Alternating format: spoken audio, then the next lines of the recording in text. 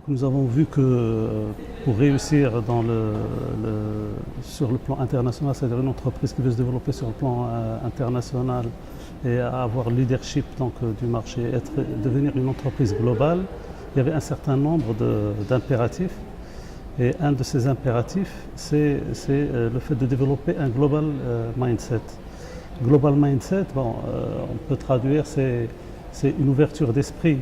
C'est une capacité à percevoir les différences entre les cultures, entre les marchés, et aussi, pas seulement les percevoir et les comprendre, mais être capable de jeter des ponts cognitifs entre elles pour détecter des opportunités de business, des opportunités de développement pour l'entreprise. Donc maintenant, le lien avec la gestion de la diversité, bien, ce global mindset, comment est-ce qu'une entreprise va l'acquérir? On voudrait avoir ce global mindset. Est-ce qu'on va être là, attendre à étudier les différentes cultures, etc.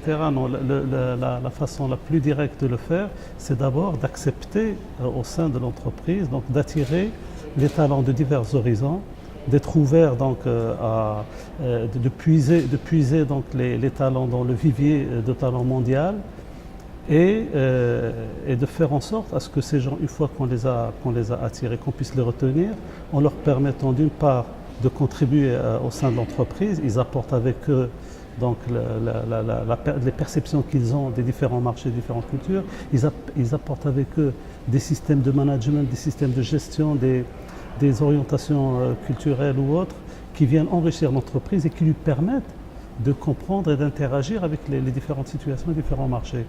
Et un des points très importants que la recherche en gestion a démontré, c'est que pour qu'on puisse parler vraiment d'appropriation ou de développement du global mindset au sein d'une organisation, c'est lorsqu'on aura observé d'une part qu'effectivement elle était capable, elle recherchait, non seulement être capable, mais elle recherchait volontairement à attirer des talents d'horizons géographiques et culturels divers, mais aussi elle leur permettait de se développer au sein de l'entreprise. Et un des moyens de le savoir, c'est de voir que les possibilités de gravir les différents échelons hiérarchiques étaient les mêmes pour les gens de différentes nationalités, et le fait qu'on puisse retrouver au sommet de la pyramide des gens de différentes nationalités. Si vous regardez les grandes entreprises multinationales, vous allez constater effectivement que, indifféremment, vous pouvez trouver un Indien, un Japonais, etc.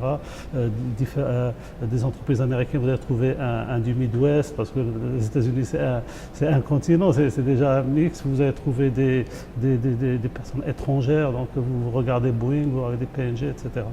Donc pour moi, la diversité et la gestion de la diversité et le mindset sont intimement liés, puisqu'on ne peut pas avoir ce global mindset si on recherche d'abord pas il faut d'abord aller chercher la diversité, aussi bien au niveau des marchés de culture, mais aussi des personnes, parce que c'est ces personnes-là qui vont permettre à l'entreprise de développer ce global mindset et se l'approprier. On se l'approprie comment? C'est en faisant en sorte que notre système de gestion et notre environnement de travail permet à cette diversité de se développer et d'apporter et de contribuer à l'entreprise.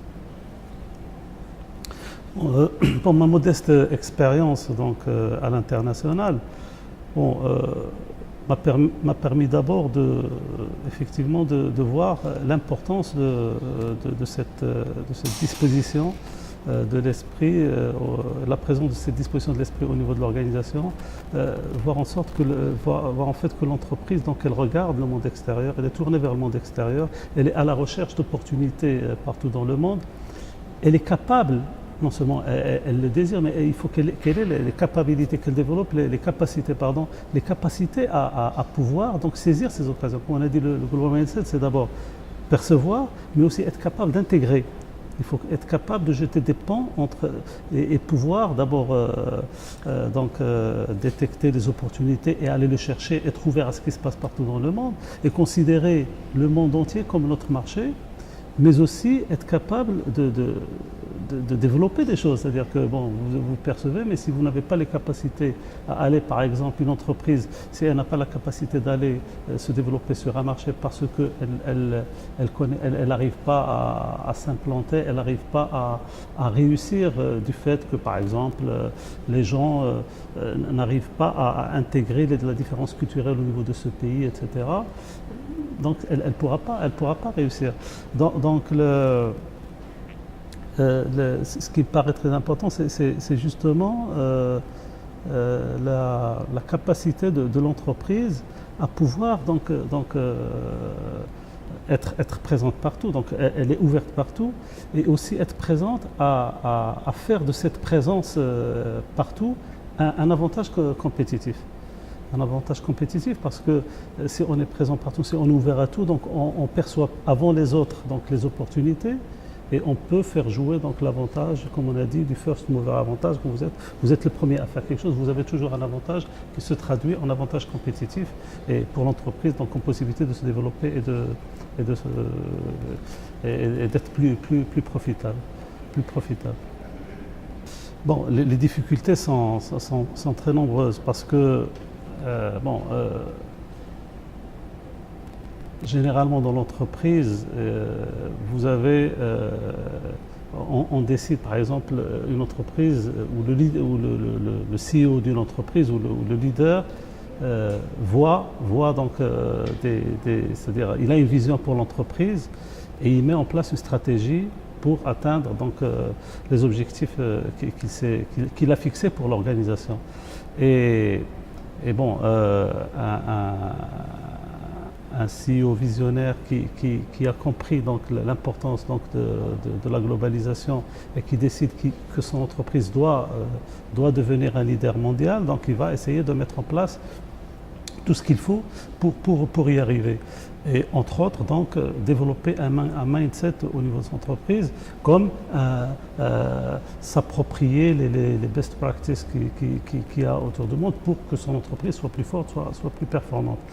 Maintenant, la difficulté, c'est qu'il faudrait que ce qui est fait donc, par l'entreprise soit approprié par toute l'organisation. Il faut pas que ça soit quelque chose de copier-coller, donc quelque chose qu'on vient sticker pour la circonstance, parce qu'aujourd'hui il y a un courant, le patron ou le président, donc il a cette orientation, donc on essaie de faire, et puis à la moindre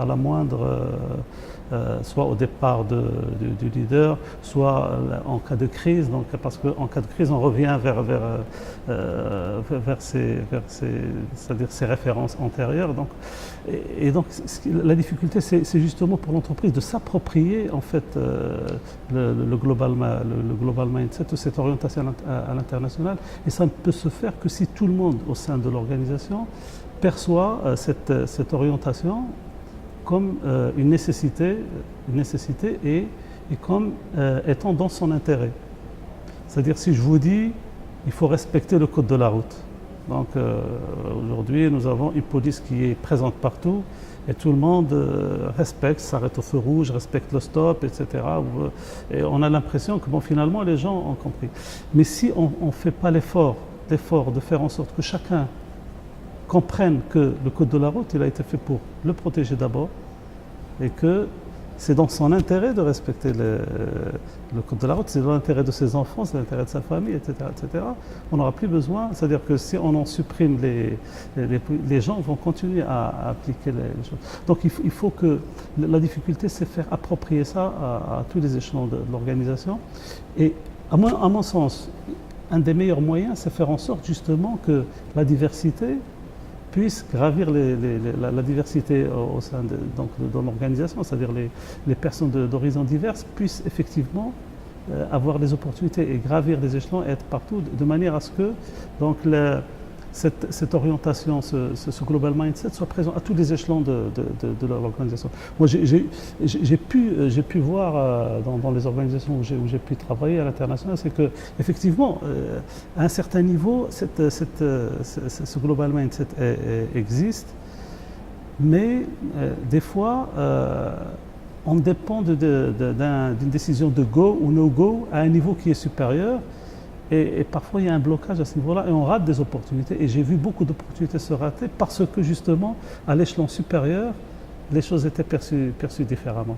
Et ce qui se passe au moment de crise, c'est qu'au moment de crise, donc, il y a des signaux qui sont négatifs qui remontent et d'en haut vient le signal pour le retour en arrière.